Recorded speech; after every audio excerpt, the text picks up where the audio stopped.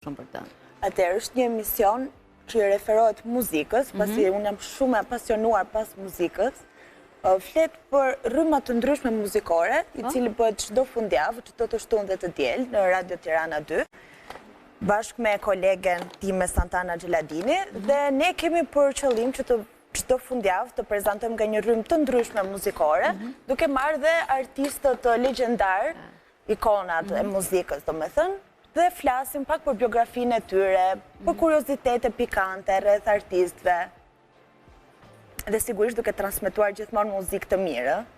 Kjo pa diskutim që është një ndër pikat kyçe dhe kryesore të Radio Tiranës, një programacion i pasur edhe ku muzika e mirë është kryesore, po shumë e vërtet. Sara tani po punon me?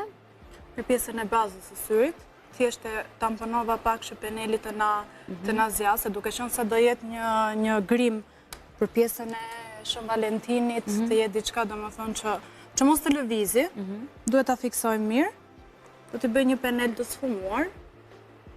Mbizotron ngjyra e kuqe për Shën Valentin.